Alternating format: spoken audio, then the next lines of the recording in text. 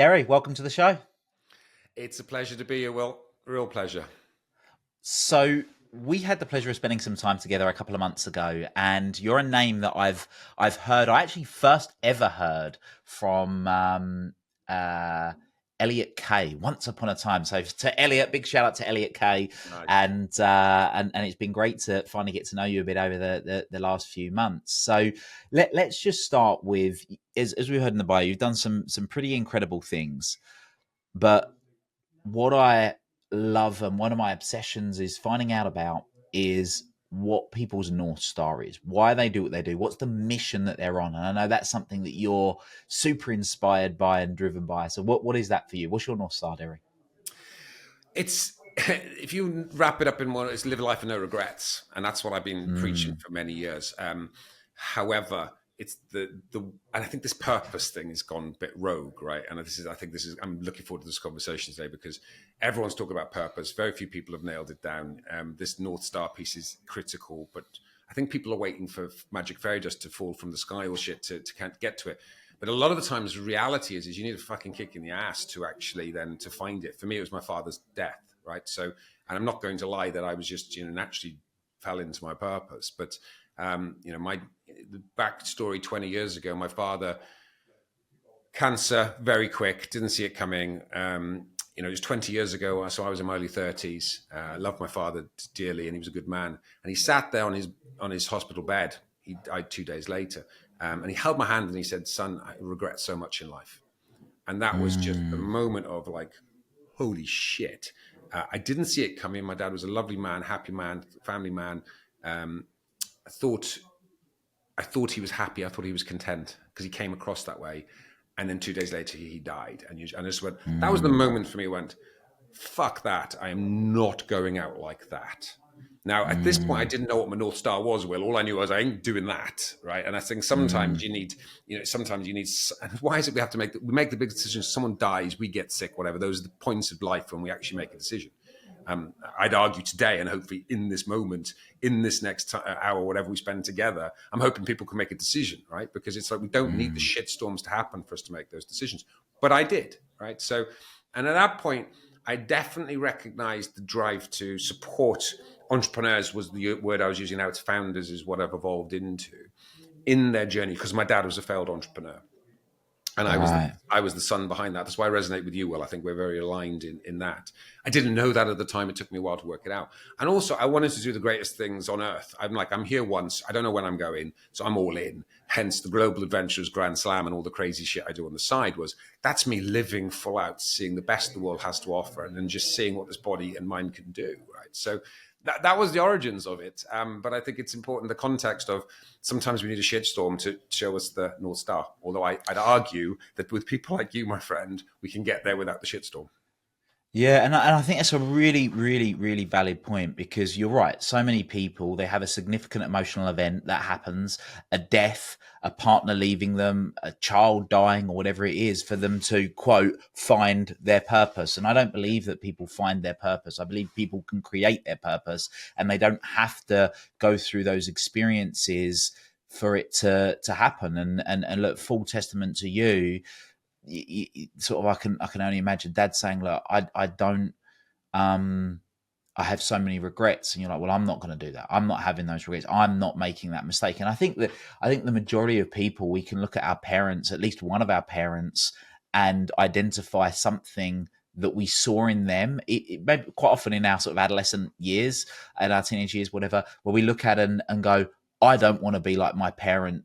At least a parent, or my parents maybe, or certainly an element of what they do. And that's definitely a component. I think that's just sort of human nature to a degree, right? Is that element. What was the transition though for you of living a life with no regrets to doing things like running marathons across the Sahara and climbing the world's highest mountains, and then having no regrets as an entrepreneur, as a business owner? I mean, what came first? Was it like this life of adventure? Because you are an adventurer, right? You've done some incredible things. What came first? Was it no regrets in sort of your career, or no regrets in sort of life, in more of the challenges you were going to take on? Well, as soon as I got that wake-up call, I was balls deep at both sides straight away. So I was like, I immediately, and it coincided, it's funny how things work. It coincided with, I was already on the personal development journey at that point in my life, thank goodness, because I don't think I was. How did that happen? I was in a bookshop in Oxford when I was 21, and a little old lady just handed me the Celestine Prophecy and said, I think you need this. Wow. What a book to start with. What a book to start with. And shit you not, I was like, I was stood there like a little bit. I was in my rugby, I was a big rugby player, so I was in my rugby kit, like slightly hungover, and this little old, she just hung around, and I felt so bad that I just, she stayed around until I bought it, and then she disappeared like mist. I still don't know to this day what's going on there, right? So that just brought me in. Then I just started to read voraciously. I was working at Mars Inc. at the time, which is a massive personal growth company. So they had this library. It was like Willy Wonka's chocolate factory. It just had all of the audio cassettes. I used to listen to cassettes. That's how old I am, right? So I've still got them. So when you say Mars Inc., are we talking as in like Mars bar type bars. Corporate? So right, yeah. So the big part of my first part of my career, the first decade and a half, was I went corporate, and I was corporate. I worked through the corporate ranks up to European board level of various different, very large corporates. Mars Inc. being one of them. And I was very blessed. They taught me really well in business. I got super educated. I was being groomed through the leadership programs. This is something I talk about in the mid-space. Like, you are trained and groomed and really properly deployed to be a CEO or in the board level of a large company. And in the mid-space, good luck, sunshine, poof, in you go, right? And that's this mental, if you think about the lack of training in the mid-space.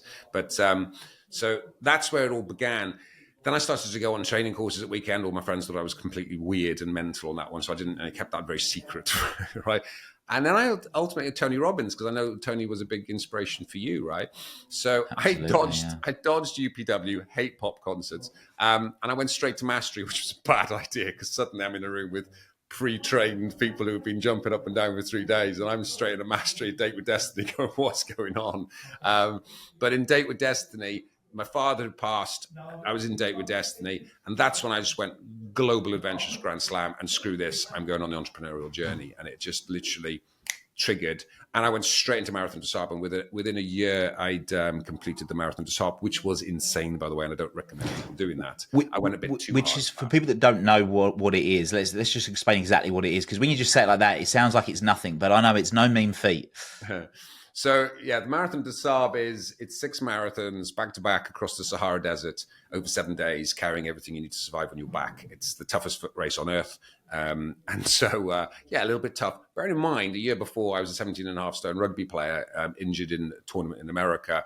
And I ran 2 miles on my first outing, got asthma. I'm flat footed and had to walk home. So it was, I'm not built for this stuff, right? I wasn't built for this stuff. So don't excuses, and we'll come on to some other cool shit later, but I could have every excuse in the sun not to do this stuff, but I've done it anyway. And I think, and the people I've met along the way, and this is not about, I believe that we are truly the potentiality in us. This is why I love you, well, is you're about potential. I believe we've all got this spark. We've all got this unlimited potential. I've proven it in many different ways, in places I really shouldn't have been, like the Marathon des Sables. But the people I've met along the way, when I was in the Marathon des Sables, there was a blind guy running with me. There was a guy that had was running it. He'd broken his back 5 years before and told he'd never walk again. Came out of a wheelchair and actually did the Marathon des Sables. There was a woman there who 5 kids, all under the age of 6, just incredible inspiration kids. A great-grandfather, because his great-grandchildren, there were some issues, and he wanted to show his great-grandchildren what was possible at the age of 75. So I'm like, that's just Marathon des Sables. And so a big part of what I'm talking about adventures is the people I've met along the way. It's like, I've got 2 feet and 2 hands, and I can have a crack at anything, right? But that was the first adventure. Well, I do not recommend people warm up on that one, but that's certainly, and it also knocked the ego out of me straight from the beginning, because you are humbled. I was talked to my years on that race. So I began that journey, I think, with a bit of bravado and a bit of ego of, I'm going to conquer the world. And my first outing, I was just taken to my knees. And since then, it's been more of a spiritual quest. So my adventures are very deep for me. I transform in every single one in a different way. I come out a different person. And I think this is it. We go at something that's deeply meaningful for us.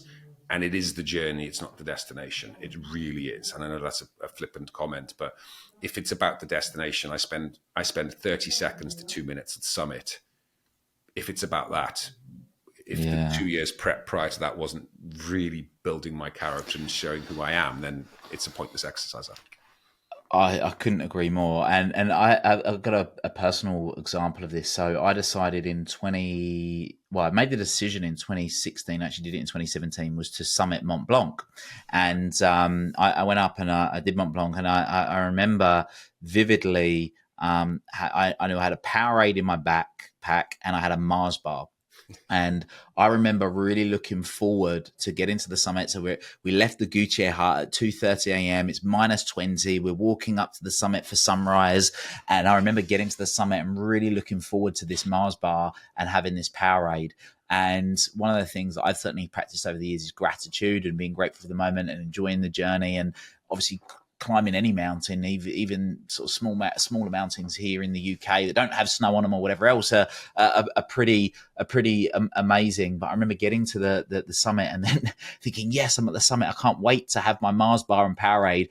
The Mars bar was frozen solid, and so was the Powerade, right? And I just remember this was the perfect metaphor, because there's so often you can get to the summit of something and be disappointed, and if you don't enjoy the journey along the way, then what's the point, right? And it was, it was just one of those great little lessons to enjoy the journey along the way and make the most of it, for sure. But mountain climbing isn't the running the deserts is obviously one extreme when it's hot and 50 degrees and you're doing that. But then there's another end of the spectrum, which is climbing mountains and some of the world's largest mountains. And there's one thing being on a mountain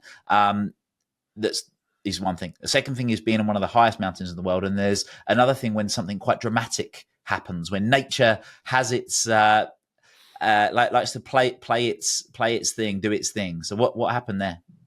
I think I know where you're leading to on that one, Will. So, and I think this is a beautiful metaphor in life, right?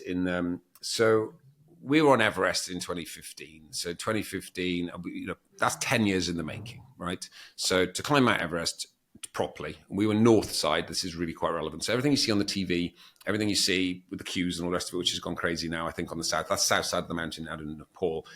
The historic side, I think the side that's untouched still, which is the China side in Tibet, which is the north face, right? So we were climbing north face, prepped, best team in the world, best preparation, fully altitude claimed, and we were, and on this particular day on this mountain, we were in between advanced base, going to advanced base camp from intermediate base camp. So we were the highest men on the mountain at the time, just because of where we were. We were north side, we were advanced, we were also ahead of ourselves on the season. Blue skies, beautiful day, fully prepped, as we are in business, right? You're sitting along and everything's going great and there's blue skies and you got your strategy and we got a plan and we're executing it. And then a shit show comes out of nowhere. And that's life, right? So in this case, the shit show happened to be the biggest earthquake that's hit the Himalaya for 120 years at an 8.2 level. I now know what that means. And I was on my own at this point on the mountain, on a spine ridge, which was lucky, to say the least. I hit the floor, held on with my bare hands until I drew blood and rode a bucking bronco. And the bucking bronco was Everest. So I thought I'd gone mental, by the way, because of high altitude pulmonary edema, because it's like, one, the mountain's not meant to move. I don't think. And then suddenly I'm sitting there going, shit, this is my turn. One of our colleagues had gone down the day before with HAPE and had been rushed off the mountain. So it was very front of mind for me. And then I just sat there thinking, I'm done now, right? Because I'm like, the whole world just moved epically. That's not a good sign. I must have gone mental. And I just sat there. Everything was quiet. And then suddenly all the avalanches triggered. So the entire Rumbok Valley avalanched, which is one avalanche is a very bad day on the mountain. And you definitely shit your pants if you see an avalanche coming anywhere near you. When the entire Himalaya avalanches, and we were up amongst ice penitentes that were 200 foot high, I was sat in the middle of Armageddon for the next 10 minutes. And I sat there, and as I say, I sat in the palm of God and watched this unleashed around me. And just because of pure luck of momentary choices many years before, I was safe. Right now, I'm all about the power of moments. There was decisions made years before which led me to that moment.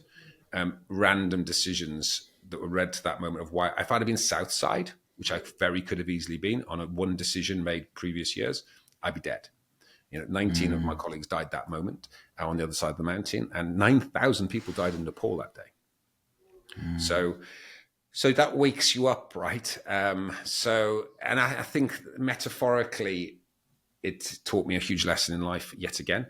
And the story that's the beginning of the story, really. We carried on is the real story, because we finally cracked on, right? But the metaphor of life is strategy is never perfect. It never is. Life's never perfect. It never is. And in fact, I got asked this question. There's a lady in Stockholm. I was speaking in Stockholm, and I'll never forget her. She was sat in the front row, and I'd been speaking on strategy, right? And again to Q&A, and she looked me straight in the eye, and she just said, "Deri, what's your definition of mastery?" Which took me completely aside, because I wasn't talking about mastery. I was talking about strategy, arguably the same thing. And I've never been asked that question before, and I never had a response. But I just literally, from nowhere, I just said, mastery for me is being in the middle of a shitstorm in life, having no idea of the way out, but being able to be totally centered, knowing that everything's going to be okay, and not having any idea how. I had to write it down when I came off the stage, because I think I channeled something bigger than me at that point in life. But that's, for me, is I think people... you're seeing lots of people are rah-rahs out there. It's all business and it's success. And look at me with my flash car. I'm like, fuck off. I'm actually here to help people be there and be present when the shitstorm comes, because it's going to be. And if we're not preparing people for that, we're not preparing people for life, because we are going to push. If you are really living on the edge, if you are fulfilling your potential well, which is exactly the work you do, we're going to push, we're going to fail. And you need to know that. And we need to be okay with that. And we're going to lean into it, because that's where we grow. So yes, the Everest one, I think, teaches lessons on many levels. Certainly did for me. Yeah. Did you go on to was summiting? Was that part of the challenge in that particular venture, or was that? Yeah. So we were going to North Face. There was two things. One, we were going for the highest black tie dinner party world record attempt on the North Face. As you do. Had a bit of fun on the way, and we had Michelin star chef Sat Baines with us, by the way. If you're going to do things, you do it in style, mate, right? That's the key, right? Yeah. But we never got to do the story, because the truth was we had all the Sherpas decked out in black tie, and we were going to put them on the table to serve them. That was the spin that we were trying to do, because it's about time the Sherpa community got served. We were raising money for Community Action Nepal. Never got there. We went, from the earthquake, we didn't know what we were in. Right, we had no comms. Right, I had a sat phone on me, but it didn't work on the north side. We had to come around up to advanced base. So we went dark for 6 hours, because then I sat there for probably about 20 minutes, having a real word with myself post earthquake, going, okay, am I mental? It still feels like I'm attached to the earth. It stopped now with the earthquake, and then my colleagues caught me up, and then they were all like, oh, did you see what? And I'm like, yeah, what was that? And we didn't know. We didn't. We're at high altitude. We're already, you're already hypoxic anyway. So we went, right, suck it up, but back on, off we go. So we still had another 6 hour climb. So we carried on, right? We didn't know. And then we got into advanced base just before the north face of Everest. The north face is right in front of you. And I cracked open the sat phone. This is when we realized we were missing, presumed dead. The news had reported us dead. Our families thought we were dead for the last 6 hours. Because on the south side, the world news, some of you might remember it from back then, the world news immediately, it was all over world news. There was images of the south face of Everest. The earthquake happened, the avalanche happened, and it wiped out base camp. It killed 17 people immediately. And that was all world news within 20 minutes. 6 hours later, then we were already prolific. We were already on the news because of the attempt and the world record attempt and Sat Baines and all the rest of it. The British press immediately joined the dots up. Shit, those guys, They were going to advance. Anyone who was pushing to advance base on the south side were dead, right? We were on the north side. No one joined up the dots that there was a north side or a south side. So, when we phoned home to families, they're like, there was lots of tears in that tent in that moment. That's when you know you're alive. Because suddenly we're telling our families that we were alive. We didn't even know they thought we were dead. So I've had that moment. I think we'll call it second lifers, right? When you get to look death in the eye for a moment, it makes you really appreciate what life is and really gets you to live fully. But yes, we were going for summit bid. We actually still were going for summit bid post-earthquake. The Chinese authorities quite rightly turned us around and insisted that we come down. We had to do a self-arrest and a self-rescue because helicopters couldn't get that high. Right, yeah. So then you're in a pickle, right? You know you're in the wrong place when that's the case. Absolutely. Well, kudos to you. Would you ever want to attempt summit again? I said it's wanting to and actually doing it. That's the... Yeah, and absolutely. In fact, hot off the press, and this is the first time this has been announced, I'm replanning 2027 North Face bid. So it's funny. I've been waiting for 2015. I knew I needed to go back, and it just needed to be the right time. My children were still young, and I've got a new boy who's now 5, so I didn't want to go. I never went away when my children were too young. So we are going back, but this is going to be a story to die for, and I will launch it here. This is the first release of this, Will. So this is the first world exclusive. This is the world exclusive. So the bottom line is we are taking one of the Jamie McCann approached me about 8 weeks ago. So Jamie's actually a speaker on the circuits on disability and possibility and hope, because he woke up 10 years ago paralyzed from the waist down. And now teaches about how anything's possible. And the guy's an absolute legend, and I love him dearly. He came on a call with me 8 weeks ago, and I'm going to tell the story here, right? But on a Zoom call, he got hooked into me by Thomas Power, and Thomas said, "Will you just talk to this guy? He was inspired what you did on Everest. He wanted to have a talk." So fine, cool. Didn't actually check him out at all, right? So my bad. So he tells me a story. He's like, I woke up 10 years ago, paralyzed waist down. Okay, you got my attention now. And he's gone on. He's got overcome depression and all sorts, as you can imagine with something like that, right? Gone on and done wheelchair sports, at epic levels, and just rediscovered himself, rediscovered his potential. Now one of the top 10 speakers in the UK, by the way, on the motivational circuit, preaching what he does, and all of also what's possible. And he looks at me on the Zoom call, and at a point in the Zoom call, he just says, "I just wish I could climb Everest. I've been wanting to do it since I was a child." And I'm looking there going like, I'm fucking all in, like, right, anything's possible. Let's go. And I'm like, oh, in my mind, I'm going, back up, Deri. The guy's paralyzed from the waist down. This is probably not something he can do. This is the time not to stretch. But then I can't help myself. Bearing in mind, he'd already climbed into on crutches to Everest Base Camp Southside. Right? Legend. Now I'm like, okay, if you can do that. He's since got bionic legs, and he's just done Kilimanjaro. And I looked him in the eye and I said, "Why can't you do Everest?" And he went, "Well, I've been told I can't." I went, "Well, who fucking told you that?" Some people on the south side of the mountain, and some Sherpas, and some this. And I went, "I don't believe them." I said, "Do you want to climb Everest? Do you really?" And it's been my dream since I was a small child. I went, "Well, let's go then." Because I know north side, and north side's different because you don't have the Khumbu icefall. So we are now planning. We were out on the hills last week. We're up in Snowdon. Come and join us on one of the journeys, Will, because we're going to be climbing lots of mountains along the way up to Everest, right? So we are getting this guy, bionic legs, Everest, North Face, summit bid. Let's go. Now, anybody on this call, if you've got any excuses for any shit you want to do, then let's go there, shall we? Because that is a story of pure inspiration. So whether we get to summit, I don't really care. Every step on that mountain is a world record attempt, and every step on that mountain is inspirational.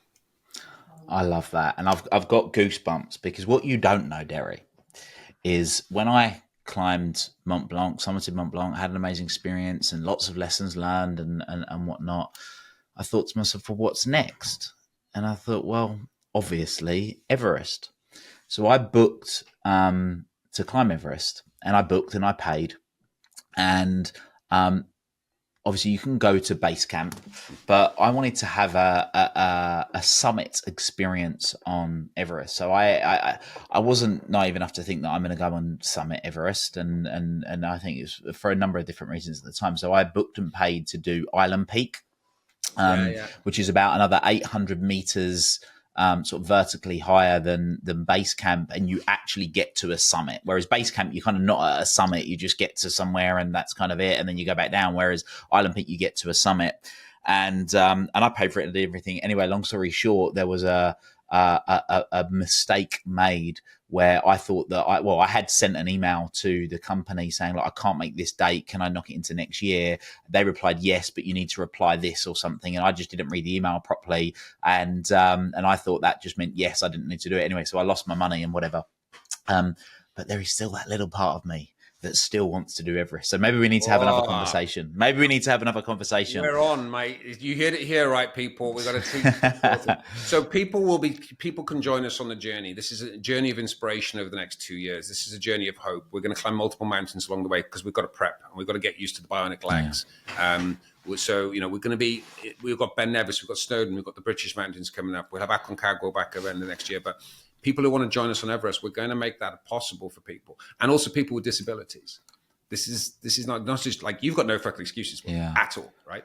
So this is the hope. If you can see Jamie McCann do this with bionic legs, I don't care how high he gets up. Yeah. If he gets to the summit, it's going to be the most legendary story. And I don't care how far he gets. Every step he takes, the guy's a legend in my world. So.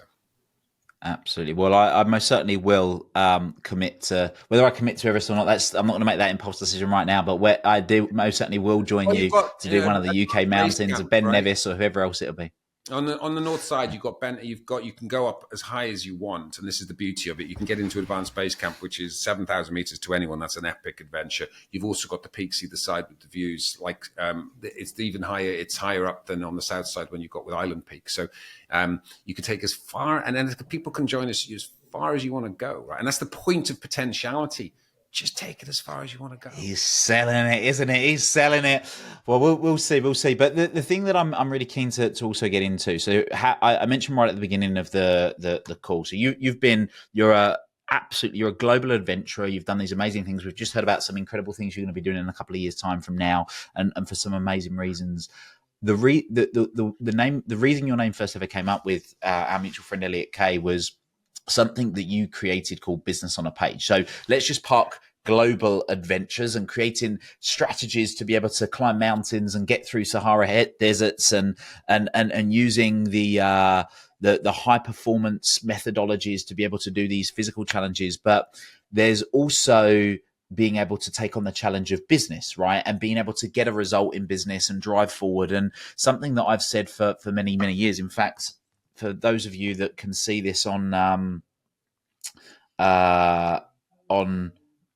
YouTube right now that are watching this, I'm having to clear a couple of things off. I'll share on my phone. I don't know if you can see that or not, whether it's going into focus, but that's my family coat of arms that are on my and at the bottom of it, it says simplicity. If I can get that into focus, it says simplicity. And I think one of my superpowers, I'm able to take the complex and make it simple for people. And I know that's what you're all about, is understanding, conquering the complex and unknown and overcoming things that may be perceived to be really difficult, whether that's in the corporate boardroom, whether that's dealing with business owners, whether it's dealing with founders, or of course the adventurers. So let's talk a little bit about Business on a Page, what it is. I know that it was a huge thing, and still arguably is, but I know there's also going to be a bit of a revival that's happening at the moment as well, which we can talk into. So let's talk about Business on a Page. Yeah, so strategy on a page was the methodology, and it came from, like, I've worked with a lot of boards. At the time, I've worked with about 307 boards now, on the one-to-one basis. Now, that's over 30 years. So, like, people can think that's a big number. Well, not really if you're consistent. And obviously worked with thousands of businesses through different programs and all the rest of it. So after about 100 boards, the penny really dropped. And I think this is the important thing. People work on one business, and you're myopic in one business, and you see one business. that is one lens, and you're missing a hell of a big lens. I'm quite loyal. So if I'm working with one industry, I'm a superpower in that industry with them. So my client base was very broad. I've worked from £300 million farming conglomerates to AI, from pharmaceutical into, I don't give a shit, farming, biotech, you name it. So, and the beautiful thing with that is you get to see the essence of it all. And there's a commonality and there's a thread that runs through them all, which is the strategic piece, right? So I was management consulting side for a long time. And what pissed me off with consulting and management consulting was long decks, complicated, because for the big fees, you need to justify big decks. And I won't tell you where this happened because I won't spoil a big company's reputation. But I was doing a big gig for a very large FTSE 100. And we got to the point really quickly. I gave them the answer on a page. I went, there it is. And then the consultancy was like, no, that needs to be 100 slides because that was a 100 grand fee. And I'm like, there's one, I'm off. And that's where it all began. And I'm like, a strategy on a page was, this is bollocks. There's complexity in the corporate world, and the complexity in the mid-space world is insane. It's simplicity, which is what we need. And Richard Branson, he was always been an inspiration, I think, for many of us. He's all about simplicity. That's been his message for many, many years, right? So strategy on a page was born out of frustration and like, we've got to get it all, everything that matters on one page, end of, and get it working and executing, which is what strategy on a page was. The essence back then, I remember this was 20 years ago when this was launched, Will, and I was a bit pioneering, was it was led with purpose. I've been saying it should be purpose-led businesses for 20 years now. It's now on vogue, right? It took 20 years to become on vogue. But it's like, it needs to be underpinned by purpose. It needs to have, to your point, North Star. Otherwise, the whole thing's a shit show if we're not careful. But it also, it's the gap and the trap, right? Which is, there's a gap. We're looking at marketing, sales, operations, cash, and talent, and no one individual can handle those five elegantly. You've got a gap, you've got a bias, and I talk to CEOs all the time, and I walk into the room, £1 million plus businesses, and my first opening line is usually, you're all incompetent. And we just got to work out why. I do it with a smile on my face, and I'm there to provoke a reaction. But we are. I am too, right? So it's this incompetence. If we don't address the incompetence, there's a gap in the business. And strategy on a page was there with the measurements and everything else, and that's what it's done for 20 years. It went a bit quiet over the last 5 years because I'm the strategy man. That was my brand, which I still am. I can't get away from the brand if I like it or not. I tried to actually, because I'm doing the high performance stuff and everything else. I just didn't want to just be all strategy. So that's why I went quiet. But actually with the new AI tools and stuff back, I'm back now because the strategy side's super exciting for the mid space. It's all about measures and feedback loops and everything else, which was harder to do before. Arguably, I think it wasn't. But would the power that the mid-space business have in the palms of their hands now is super exciting, super scary for a lot of people. But that simplicity has never been more attainable, I don't think. Yeah, and it really does come down to that, doesn't it? Sometimes it's just, you mentioned peak performance or high performance, and I'm a huge believer in that peak performance is equal to your potential minus interference. So therefore, it means peak performance is a subtraction game. What do we need to remove? What do we need to take away? What do you need to stop doing or thinking about to enable you to be at your best? It's very, very rarely, if ever, about doing more. And that's the great thing about strategy on a page, is being able to look at this. So if we just break it down, so for people that listen to this, that have heard that for the first time, and look, let's face it, if you're in business and the entrepreneurs that listen to this, they understand they need a strategy. What is it that is so unique, other than the fact that it being on one page, that makes it so beneficial and so impactful in creating a result? Because that's really why we have a strategy, to get a result in a particular area. Yeah, I think all the main components are there, right? Which most people will. If you take the best of all methodologies in the world, whether it's mine, yours, Will, anybody else's, it's the same essence, right? And you'll see same components being used. So on strategy on the page, I talk purpose, right? But we go into 5 elements of purpose, which I think is probably our depth on that, because I go really deep on purpose, because I think that is the thing that leads it all, right? You got the vision component in there, you got values. We go deep on culture, right? USP, differentiation, positioning. So that's the kind of left-hand side of the page. So apart from the purpose side, which is a very different way of how we spin things, but like your North Star stuff, right? And that's the key piece to it all. So that's where it's at. Now you got to know, if we're really clear where we're going, we're clear on what we stand for, and we're very clear on, the intent and the why behind what we're doing. Okay, now what's the business model? Business model's off the page, by the way. We've got to make sure our business models. I use business model canvas typically for that. That tool's been around for years and it's great, and it's solid, right? So, but it's about the strategic execution. We've been measuring this for 20 years.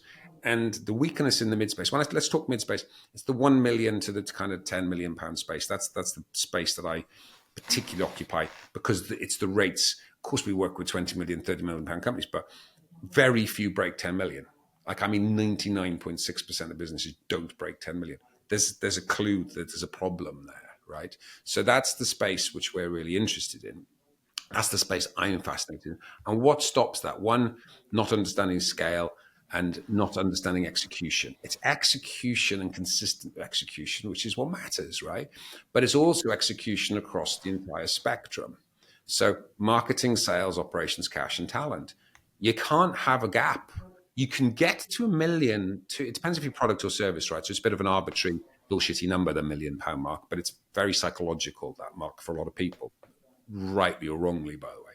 But beyond that point, you have to have consistency. Your strategy changes, everything changes, your talent changes.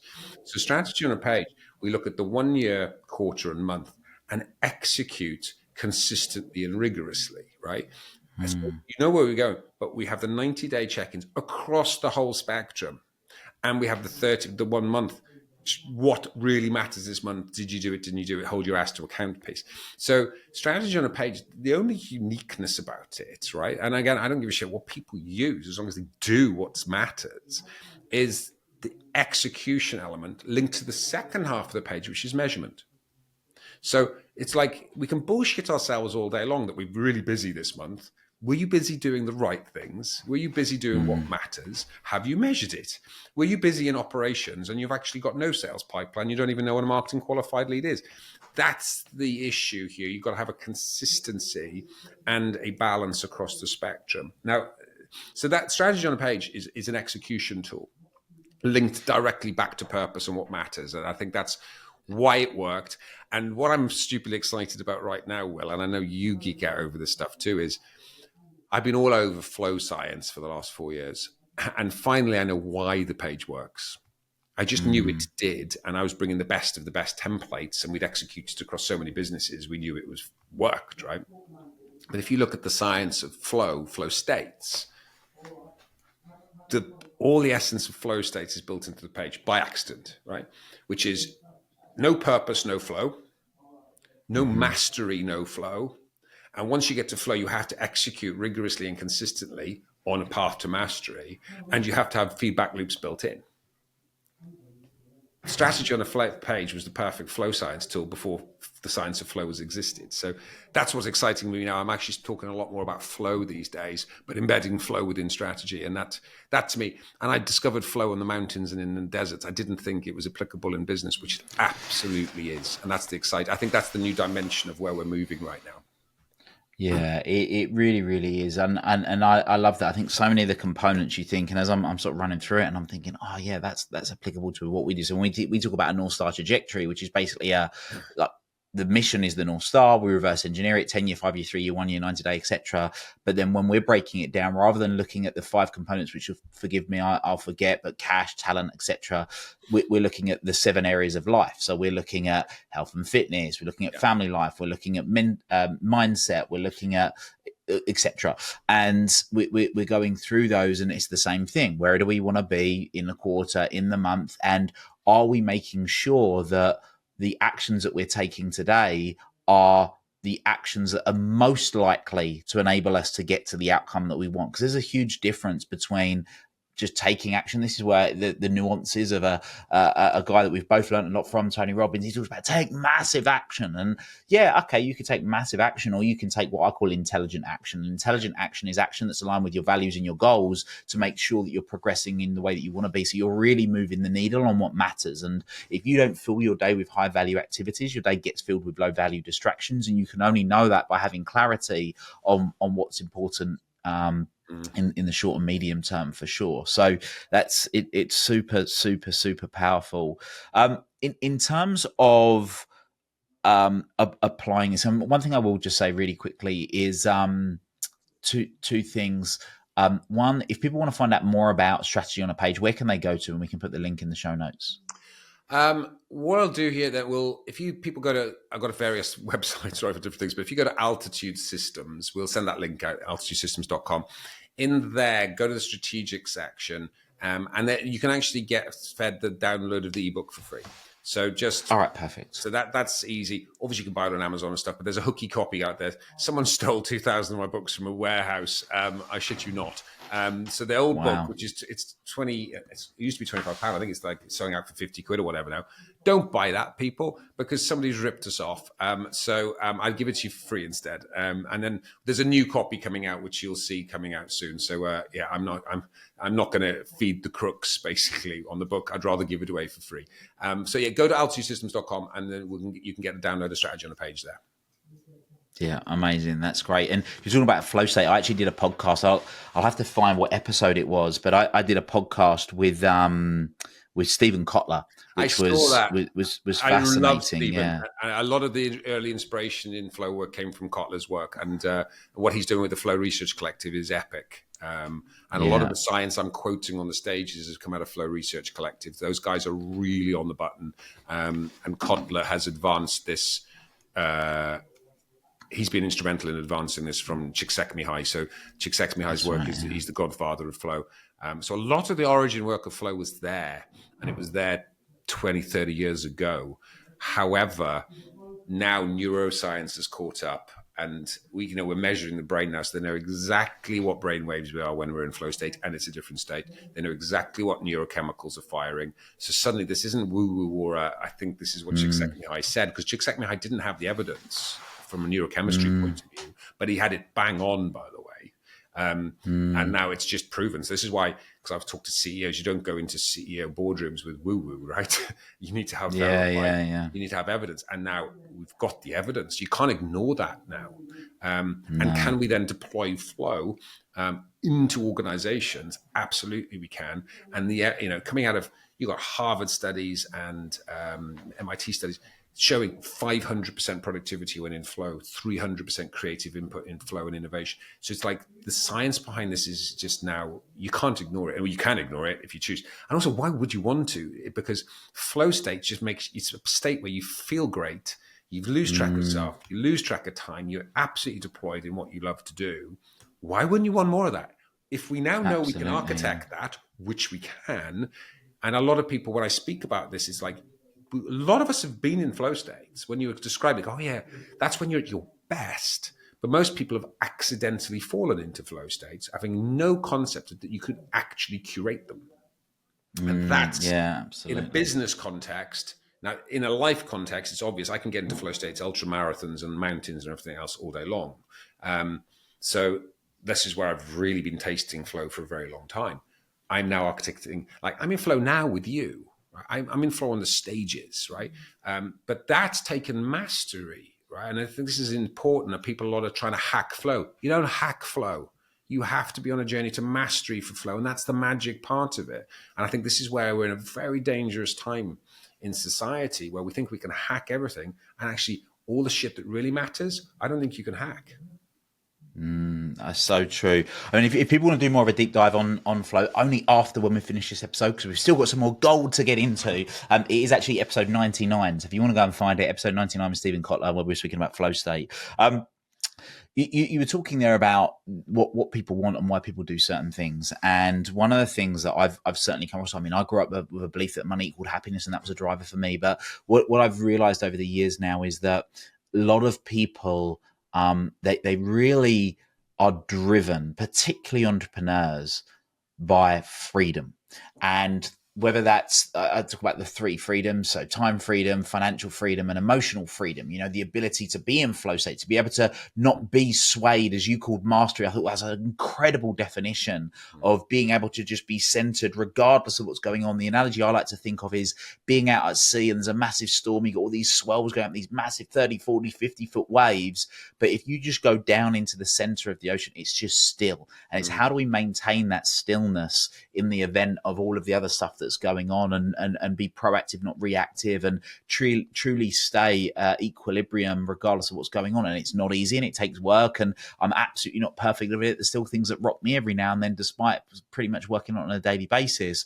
But freedom is something that's important for people, and specifically for entrepreneurs. There's a huge amount of entrepreneurs, and many listening to this will know that they got into running their own business because they wanted freedom. They wanted time freedom. They wanted financial freedom. They wanted emotional freedom. I need to get a few years in and realize they're working more hours, earning less money, and they're more stressed. So they've got the complete opposite of all of that. But I know that there's something that you're creating and working on right now that involves founders and it involves freedom.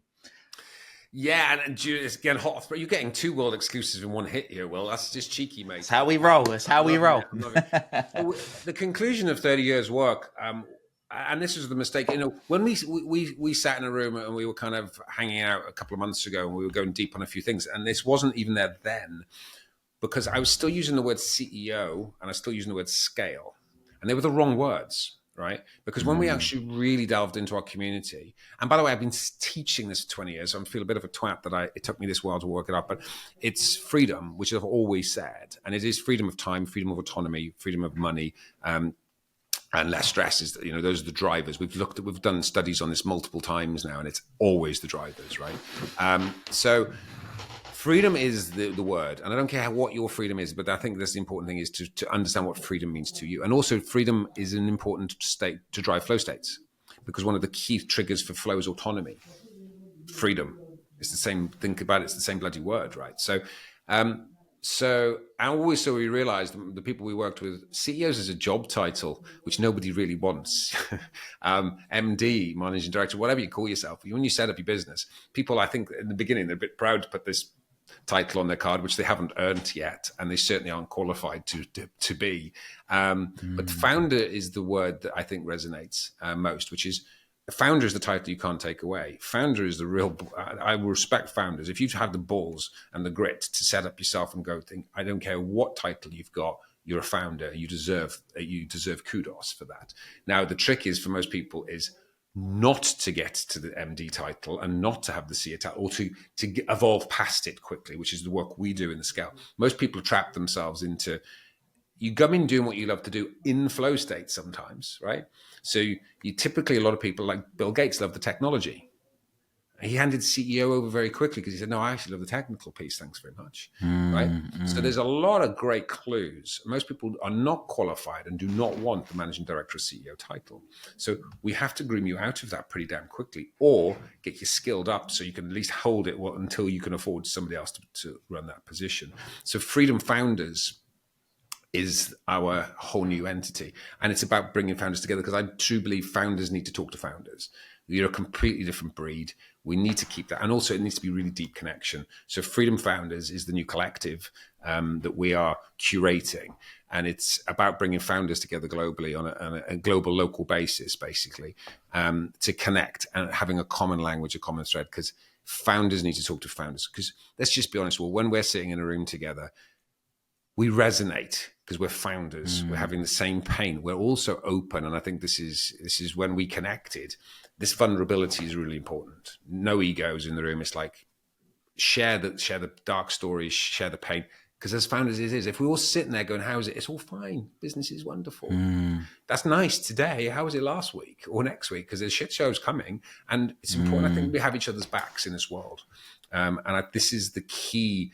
You need support. If you're sitting out there and you're a founder, you need support. You do. And you've got to ask for it. Men are the worst, by the way, on asking for support. I think the guys are worse at this. Or more importantly, and I'll call it out here, which pisses me off no end, is there's a very dark world in the coaching world. There's a lot of shit coaches out there, and I'm going to call it out because it pisses me off.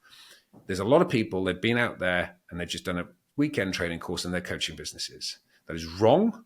It's not regulated. And then so those founders that actually go and get support and finally open up, and then they don't get the support they need. Now they think the support doesn't work. And I've seen that rise over the last 20 years, and it's insane. You know, I see the work you do. You're deeply committed. You're deeply trained. You are hugely curated. That makes impact. And there's clues all over the transformations you do. And yet there's 27,000 other coaches in this country. Now, don't get me wrong. There's a lot of great ones. And thankfully, a lot of my friends and your friends, right? And I support this space. I'm not a coach, by the way, so we're really, really clear. I'm a consultant. I sit on boards. And by the way, equally bad space, right? So it's knowing that you get the right support. And this is the key, is support is out there. You've got to look harder.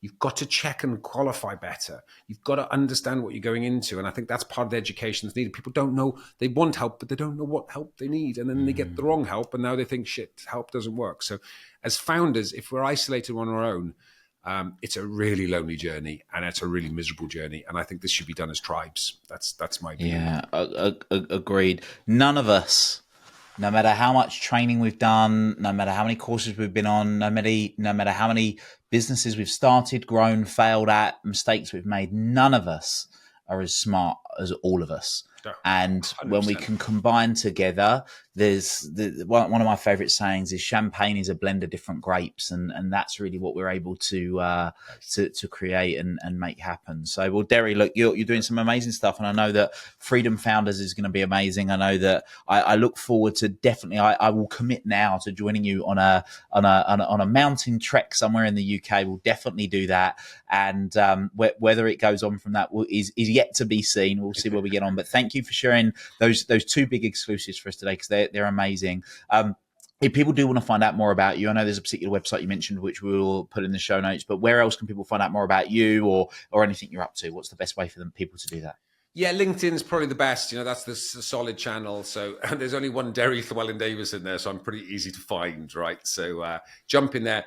And if you lean in there, the business owners, you will get me personally. So my team does manage part of it, but I do answer properly. There's no AI shit going on in there for us, which means you reach out, and I will talk. I will respond. That's a promise. All right.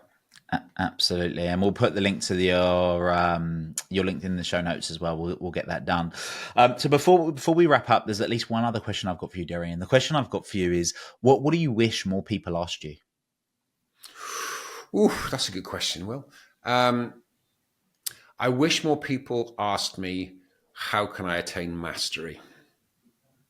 Great question. So guess what I'm asking next? How do you attain mastery? Oh, shit, I've set myself up. How do more people attain mastery?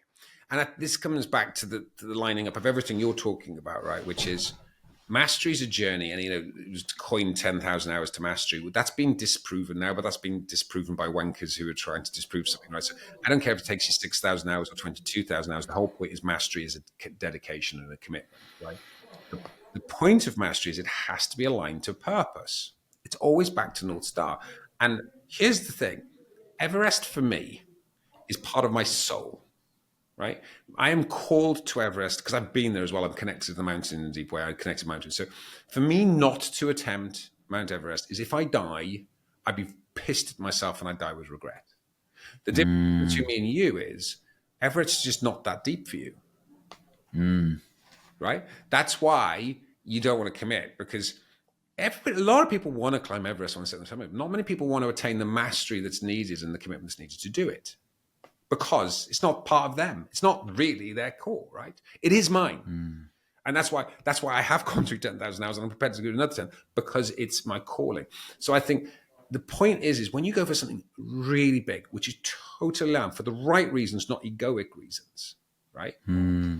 Then the path of mastery opens up in front of us. Now, what is the path of mastery? If you're aligned to the purpose, and now it's knowing it's just every step along the way, but knowing you're constantly, which is flow channels, by the way, constant growth, right? Which is I know I've got to go and climb a small mountain, then a little bigger, but then I've got to do technical. Mastery is the line in front of you to your methodologies, Will. There's the 10 years. That's a commitment to mastery and whatever. I don't give a shit if that's like in business. I look at sales, marketing, sales, operations, cash talent. As an MD, you need to master all 5 to be able to delegate all 5. Right. So mastery, mastery of business, mastery of yourself, mastery of meditation, mastery of whatever, yoga. It's art. There's a million things you can master, but it's the journey of the mastery, which is where the magic's unleashed. It's the journey of the mastery where your true potentiality is unleashed. I've discovered who I am by having a crack at the biggest things on earth. I didn't know who I was before. I had no idea the resilience we as human beings have in the darkest of times. But I threw myself at that to find out just how resilient. And by the way, the more you stretch, the more you believe. And it just becomes this beautiful pathway. And mastery, and this is what I think, mastery is never ending. The moment we think we're done. This is why a lot of coaches and consultants piss me off, right? Because I'm a coach. Who's your mentor then? No, I don't have one. What are you learning? Where's your stretch? Where's your mastery? No, I've done my courses. You don't understand. No, you don't fucking understand. If you're not on a continual path of mastery, you're done. By the way, flow stops. The moment you stop mastery, your flow's just turned off. So we should be learning and growing in what matters to us. What matters. This is why your work's beautiful and deep, Will. We've got to find that spark. My spark is mountains. One of those sparks is mountains. That's deep. Somebody else's could be art. My eldest daughter is art. My second daughter is beauty and skincare at the moment and at epic levels. My third daughter, she is all about craft. And my little boy is absolutely chaos. And right now, I think he could do anything, but I think rugby is going to be one of the things he's definitely going to lead into, right? So my job as a parent, just like I'm to all the thousands of people watching this, is my job is just to curate and just bring out that magic piece for you to decide that that's the mastery you want to lean into next. And that's, and by the way, we can master so many different things in life, but you don't want to be too scattered. Because if you try to, you said it earlier, a similar analogy, but the man that chases 2 rabbits catches none, right? I think we can master multiple things elegantly, like in that, but you can't master too many things. Right? Yeah, you can. Without a doubt, you can do anything, but you can't do everything, at least not all at once, right? And that's those last few words, at least not all at once, are the key ones. Well, Deri, I think that was an amazing summary and an amazing way for us to finish and wrap up this episode speaking about mastery. And I know there's a lot of people right now that are going to be questioning, they're going to be looking internally and going, what is the thing that I want to pursue and I'm going to pursue so that I don't live with regrets, I don't die with regrets, more importantly. It's been a fantastic conversation. I've really enjoyed it. Thank you so much for coming on the show. Very pleasure, Will. Pleasure. So we'll look forward to seeing each other very soon. For everyone that's been listening or watching this, until next time, live a life you love. Thank you for listening to North Star Conversations with Will Polston. I hope you've enjoyed this episode. Share it with just one person that you think will benefit from it. My North Star is to empower people to transform excuses into results and live a life they love, and this show exists for that purpose, and you can help make that a reality too. By liking, rating, reviewing and sharing the show, you will help the platform algorithms do their thing and get North Star Conversations in front of more people so they can benefit from it too. Make sure you hit subscribe so you get the newest episodes as soon as they're released. Until next time, live a life you love.